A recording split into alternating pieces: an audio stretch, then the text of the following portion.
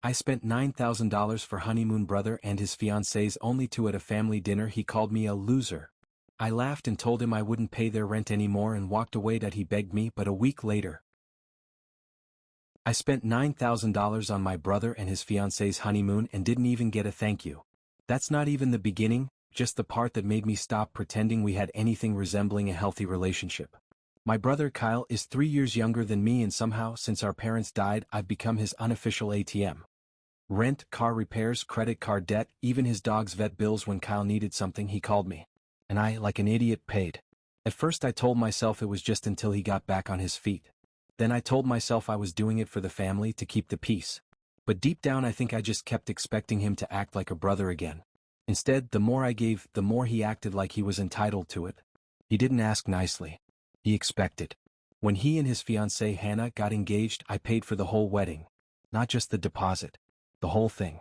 I even paid for the open bar because Kyle said it would be a shame if they couldn't afford it. Then came the honeymoon. They wanted to go to Bali. They didn't have the money. You know how that ended. A few months later, at one of our monthly family dinners, we were all sitting around the table, my cousins, my aunts, some family friends. We were all having a few drinks. Kyle started telling a story about his job search, which had been going on for 2 years. Someone joked that he was living the dream.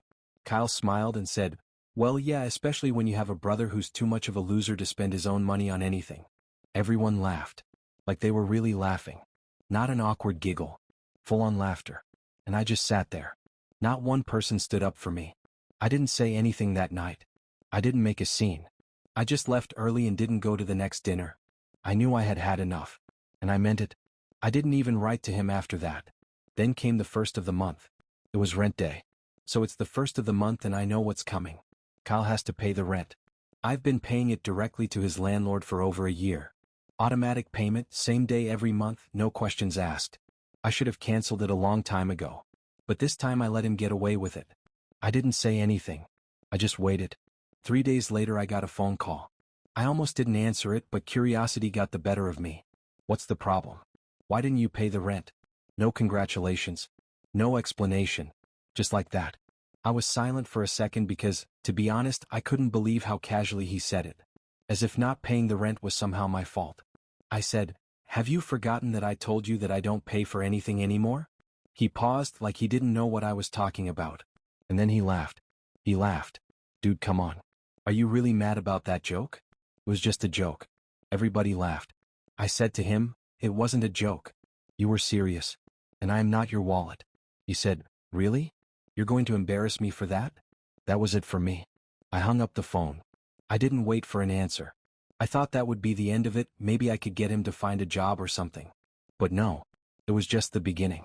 A week later I got a call from Hannah. And what did she say? Changed everything. Hannah called me out of the blue. I hadn't heard from her since our honeymoon. I figured she was just like Kyle, comfortable as long as the money flowed and quiet when it didn't. But her tone on the phone surprised me. She was nervous, a little shaky, not angry but just distant. She asked if we could talk. In private. She said it was important. I agreed, mostly out of curiosity.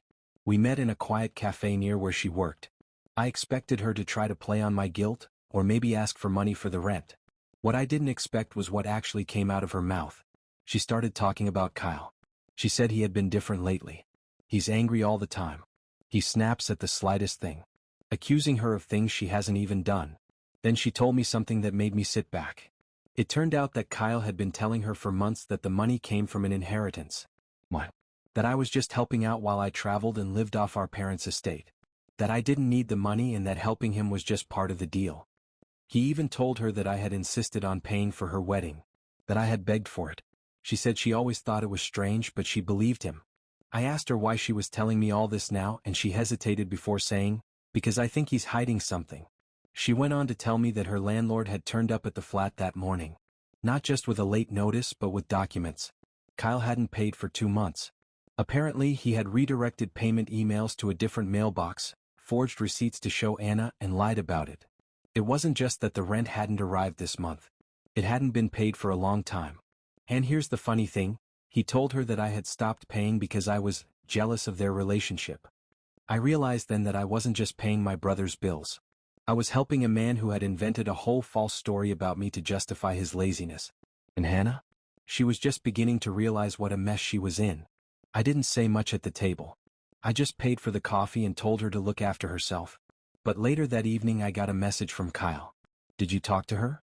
Really? I ignored him. And that's when things started to spiral. The next day I started getting calls from unknown numbers. I ignored them at first, but one of them left a voicemail. It was her landlord.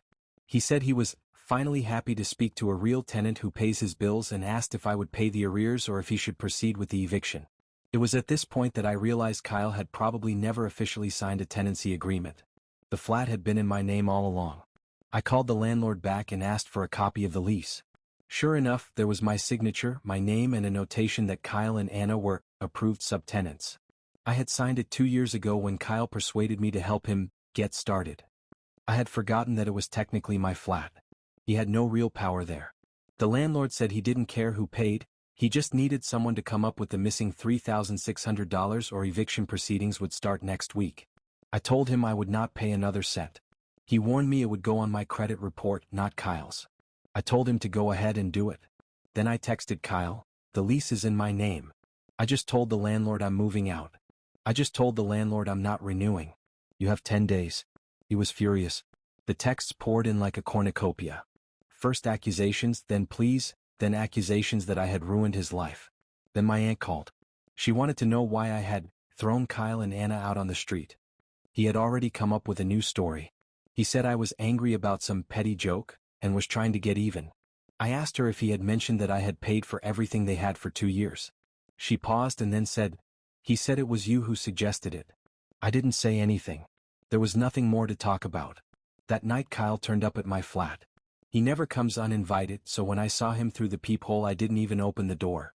He knocked for 10 minutes. Finally, through the door, I heard him say something I wasn't expecting. Okay, fine. You want the truth?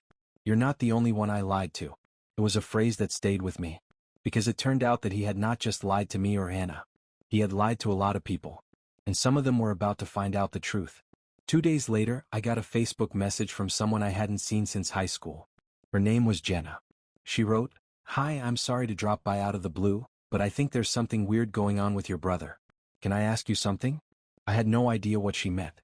Jenna and I had never been close, just friendly classmates, but I told her to go ahead.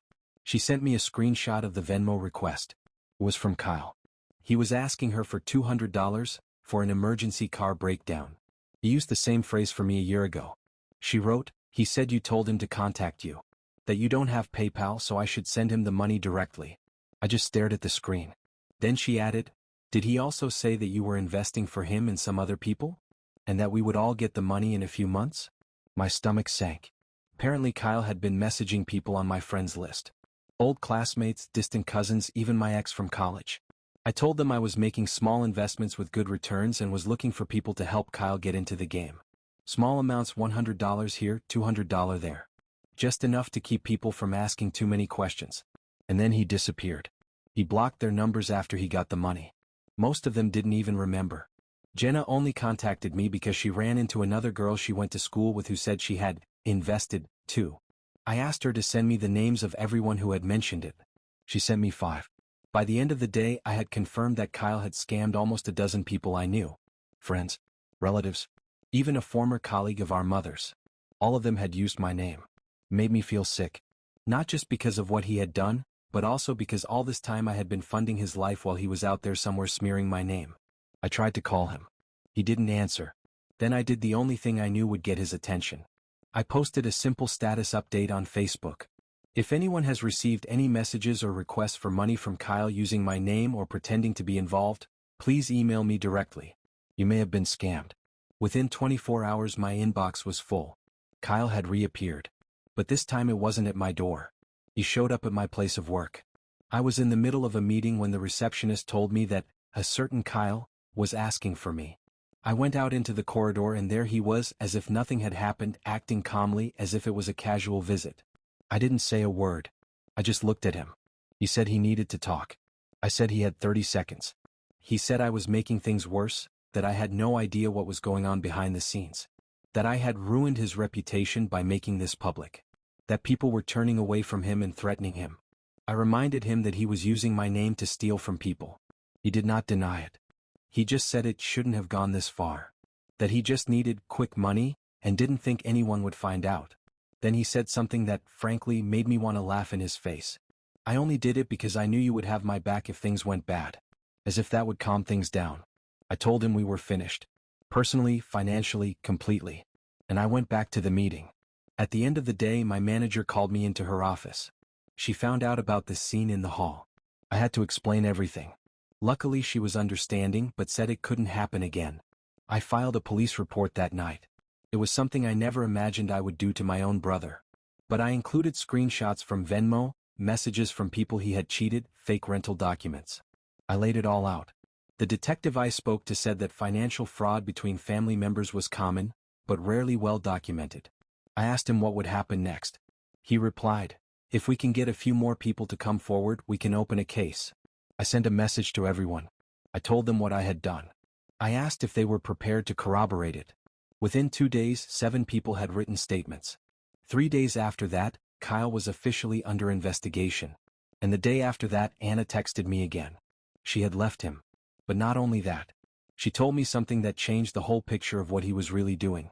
Hannah's message started with the words, "I've left him. I'm at my sister's." And then there was a wall of messages. I read them twice before it dawned on me. Kyle wasn't just lying to his friends and using my name, he was taking out loans in her name.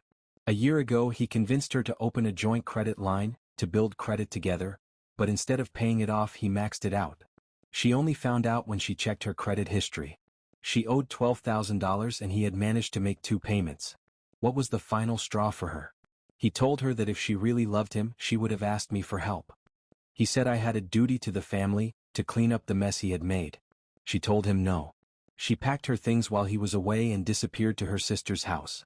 She was scared, angry, ashamed, but also relieved. She said, "I should have seen it before. I just didn't want to believe that someone could be so empty." We talked for an hour on the phone. I told her she could give my number to the bank, that I would help her with the paperwork if she needed it. She said she would be grateful, but she didn't need the money. It was just a clean break. After that, the investigation accelerated. Kyle tried to call me several times, sent me several emails saying he would sort it out, and that he was just in a bad place. I didn't reply. Then he stopped trying. He went silent. 3 weeks later, my aunt texted me that Kyle had left town.